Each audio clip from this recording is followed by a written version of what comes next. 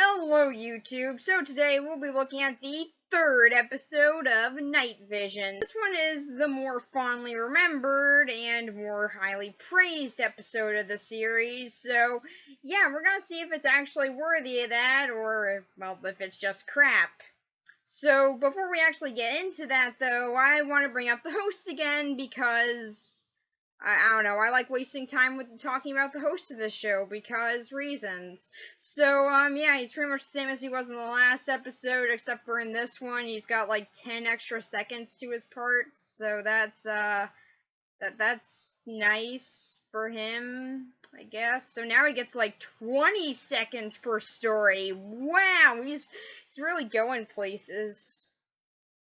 I really don't get the point of the hosts in this, really. I mean, like, why are they even doing it? They're just gonna hardly have him in there. Again, I just really feel like this is just to be like, Twilight Zone! We like that show, so we're just gonna reference it all the time.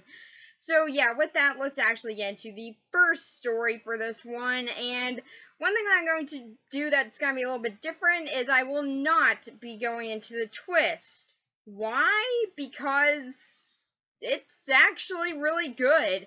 I mean, to be fair, it is a bit expected. Like, nothing really overly bad had happened in the episode. I was something with one of the characters' children, but yeah, other than that, nothing bad had really happened. So yeah, to me, I was like, when's the horror aspect of this horror show gonna happen? Oh, there it is.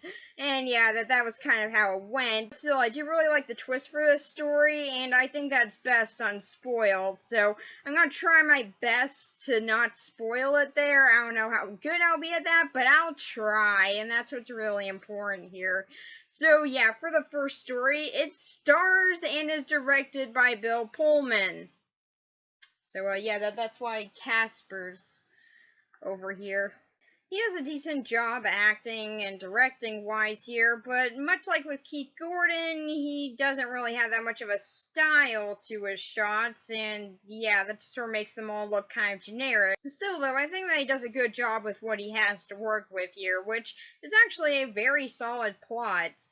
And he's pretty much a scientist who has some vague, undisclosed connection to the military. It sounds like he's actually been in the field before, but they never really talk about it. So yeah, I don't really know his connection. He's just brought in and he knows a guy who seems more military, who seems more soldier-esque. So yeah, that guy that he knows is Dan.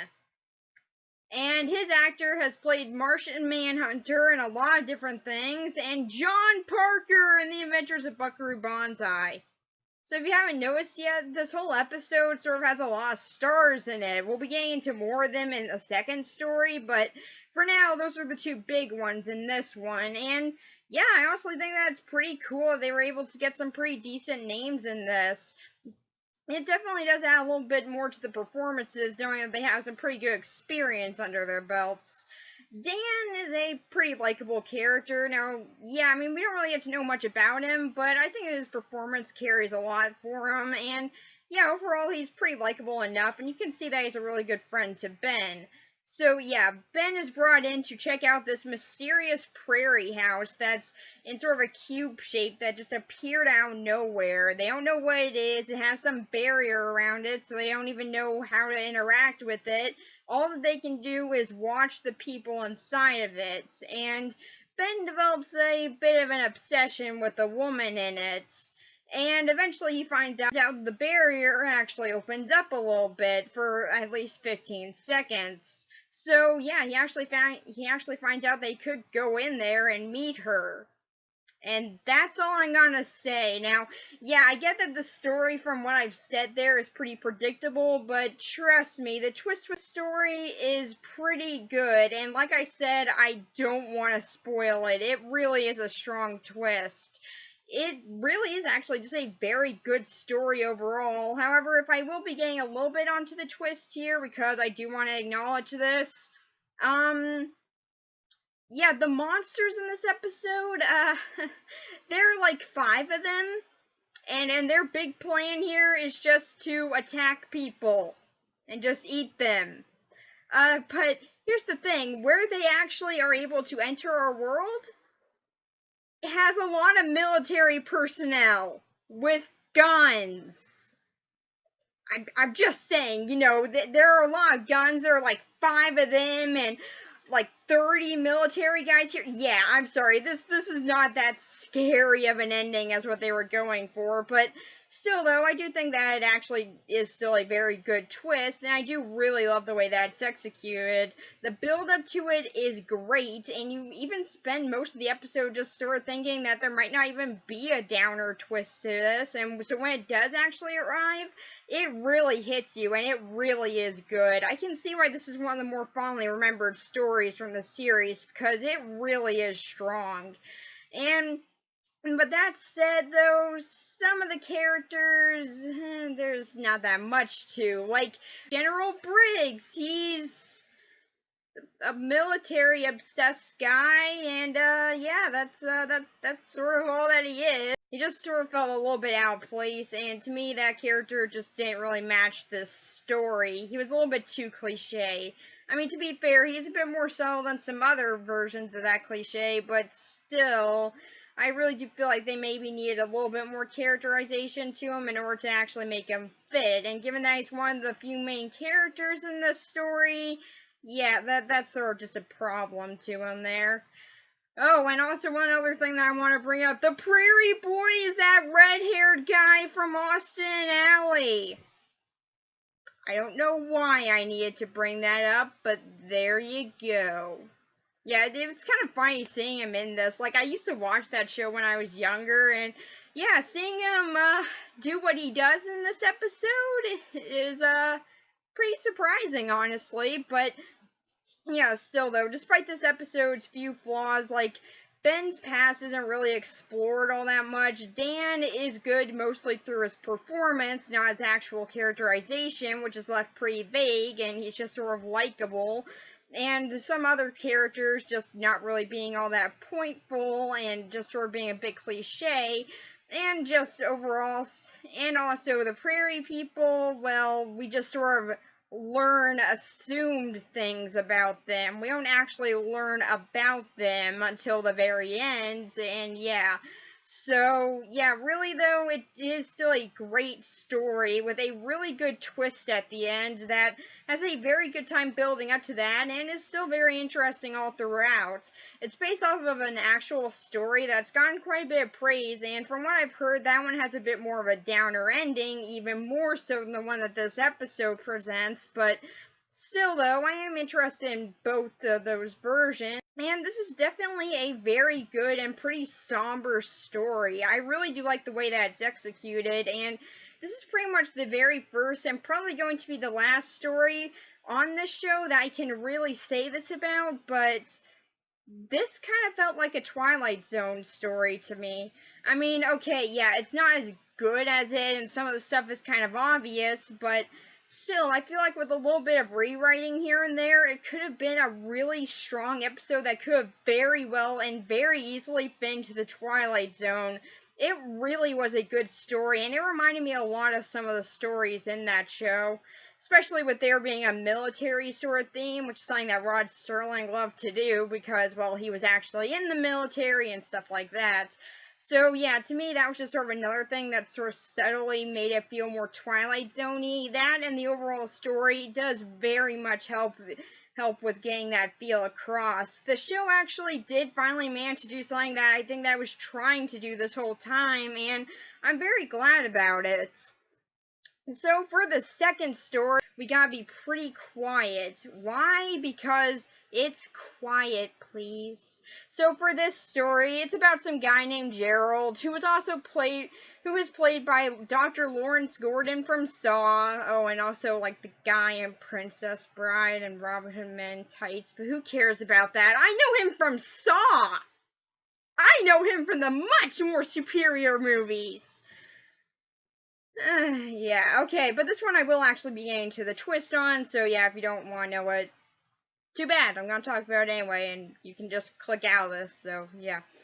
Gerald lives in the city, and yeah, the noise is kind of getting to him a bit, and especially with sort of an uprise in violence and stuff on the news and everything, and yeah, he just wants to take a break from it all. So eventually while flipping through the channels one night, he finds a commercial for some wilderness that he can go camping in, and he decides that's exactly what he needs, and so he goes there for the weekend immediately.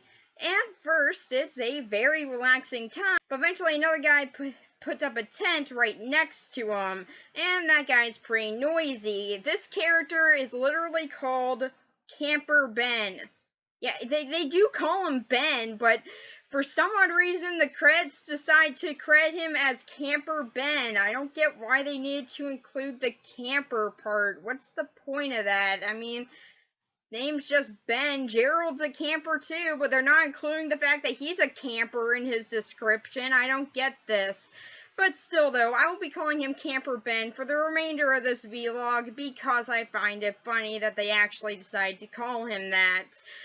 Or at the very least, that they decided that's what they need to call him for the whole credits. I really don't get that, but yeah. Anyway, he's actually, again, this is another pretty well-known actor, as he played Teasel in First Blood. So yeah, he plays the sheriff guy that went against Rambo and all that stuff. And yeah, he's great in that movie, but what he's really well known for is the fire chief in Ants.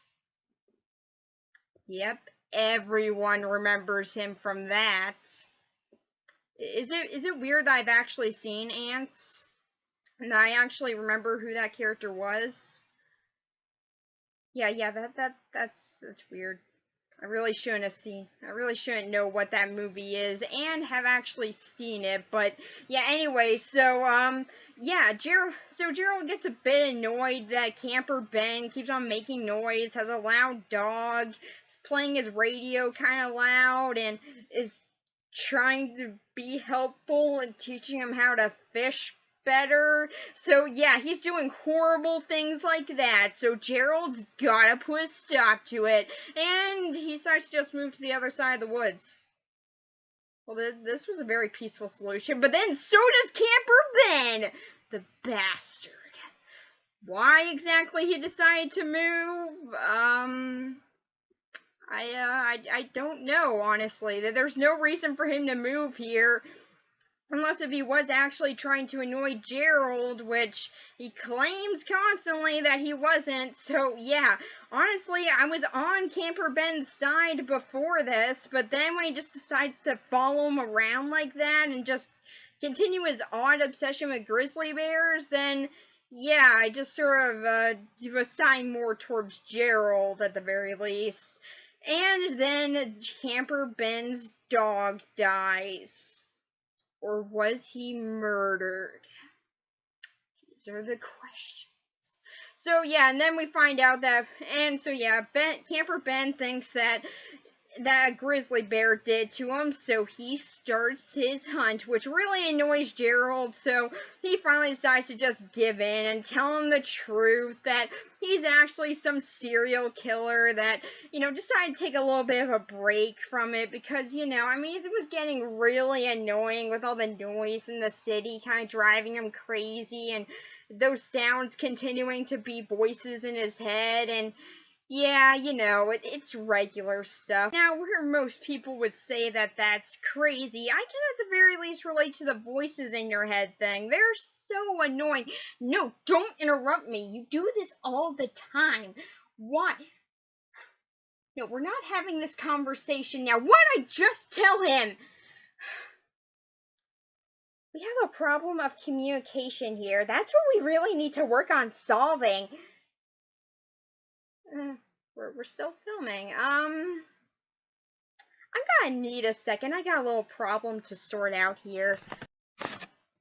Don't worry about it. We got it all worked out. It's all better now. All I needed was some Oh, yeah, we're back. So, yeah, where was I?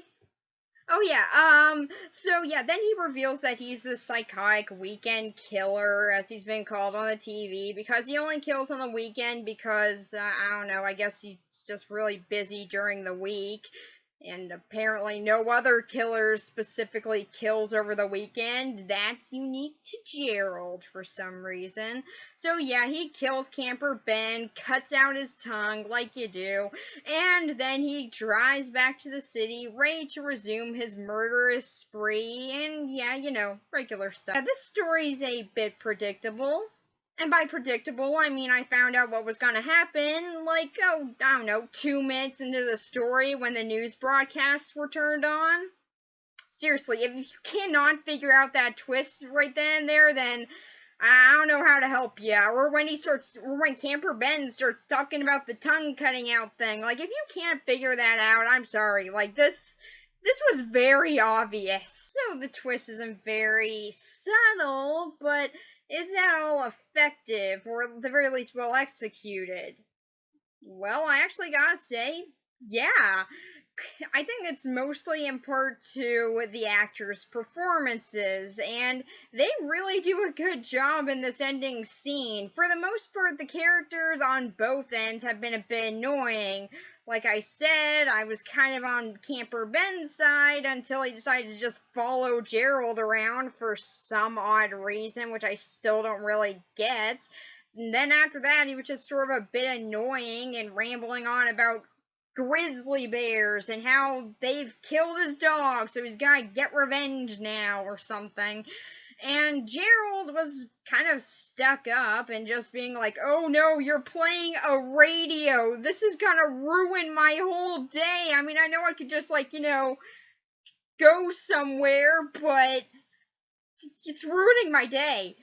And yeah, eventually he does go somewhere, so he takes his own advice, and he's pretty mature about it. I mean, yeah, okay, he was still pretty rude, but yeah, I still do think that at the very least he did do what was right in that situation. He was being stuck up, and he decided to leave in order to try and fix the situation. It was Camper Ben that kept on making it a problem after that, and yeah, so after that, I was kind of on his side, so yeah, really, there was no real character that I liked until the final scene. I ended up liking both of the characters in this story. Why? Well, okay, I think it's kind of obvious for Camper Ben. At first, he's a pretty nice guy, and his actor does a really good job, as he does in a lot of other things, and I really do enjoy him in the role. Even if his character is a tad annoying and kind of obsessive a little bit about things, I still do think that he's a pretty likable character to an extent. Then there's Gerald, who, like I said, is a bit stuck up and everything at first, and then he reveals that he's a serial killer. And then he's just a lot of fun. Carrie Eulis, I think I said his last name right, does a very good job as someone who's snapped. I feel like I should question why he's so good at that, but whatever. Yeah, he's really good at that in this and in Saw, both the first Saw and the final chapter. And yes, I do like his role in the final chapter, despite feeling very forced. If anyone was ever wondering my thoughts on Saw the Final Chapter, there you go. So, yeah, it's a decent movie. But, yeah, I did actually really like his part in it. I liked seeing that character return, and now I'm getting on to Saw the Final Chapter. So let's get back onto this. So, yeah, he does a very good job in this role. I mean, for most of it, although, I mean, yeah, okay, there are still some problems with his performance. Something that's very common with both his performance here and in Saw, because I like tying it back to Saw, is that he is very bad at doing an accent. Seriously, he cannot do an American accent for the life of him. And honestly, I don't get why they don't just make his characters British. I mean, he is British, he's really bad hiding that, so why don't you just write the character as British? It's not like there aren't British people in America. I mean, really, would that be so far-fetched that, oh, he has an English accent?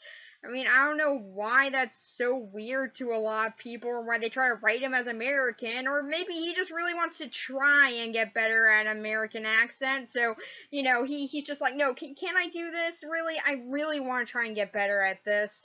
So, yeah, you haven't gotten there yet, buddy. I'm sorry. I do really enjoy you as an actor, but you haven't gotten there yet. It's really bad.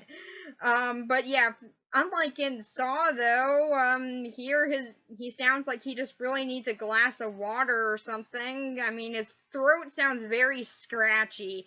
So, yeah, I just sort of wanted to give him water the whole time. So, yeah, other than that kind of annoying bit, I did really enjoy his part in this story, and he's definitely a big part of what made the ending so much fun for me. That and this whole story is a very good counterbalance to the last one, where the last one was much more somber and very, very dark. This one is also dark, but also very fun for me at the very least, and I really do enjoy what it did with this. I feel like a lot of people give this one harsh treatment because, well, yeah, the twist is handled very poorly. Like, it is very obvious what's gonna happen from the get-go, but still, though, I do think that what's done with it is still pretty fun, and I think that should just be judged on its own without just the twist being a main defining factor, which, yes, does seem to be most of the complaint for this story. So for this episode overall, I actually very much enjoyed it. It's the first time in this show that I've really gotten a feeling of a Twilight Zone-esque sort of thing going on in it, and I really did enjoy the second story, as that one was a lot of fun for me, and I think they both work very well right next to each other. And then it's also a very star-filled episode, which is pretty cool. So, yeah, I really enjoyed this one, and it actually has me excited for the next one. That's something that I didn't really think I would be saying about this show, but yeah, I guess we're all in for surprises here, so yeah. But this one was the most highest rated, so yeah, this might be the last really good episode, so I'm gonna keep my hope at a minimum here, but still, as is, this episode is actually very strong, and I think can stand on its own with the likes of things like The Twilight Zone, The Outer Limits, and One Step Beyond. Never actually watched this, I just sort of heard that's a good anthology. Is it? I mean, like, I have a collection of 40 episodes on it. I've never seen it, but I own this. Makes sense. So, yeah, it definitely has sort of a place among some of those, at the very least with just this episode. The rest, we can maybe forget about, but this one definitely does stand on its own as a very enjoyable story for both of them. And this one does very much stand on its own as a very enjoyable and somber and dark stories, which is definitely what I came to it for, and it does actually have some pretty decently scary moments. Like, I especially love the twist at the very end of A View Through the Window. Seriously, that actually did get me a little bit there, which, yeah, like I've said, I don't really plan on being scared by this show, so I was very surprised that it got me a little. So, yeah, I think this was a pretty solid episode, and I would highly recommend it. Even if you're not going to check out the series, I would still just recommend this one episode on its own. So, yeah, that's pretty much it for this one. Bye.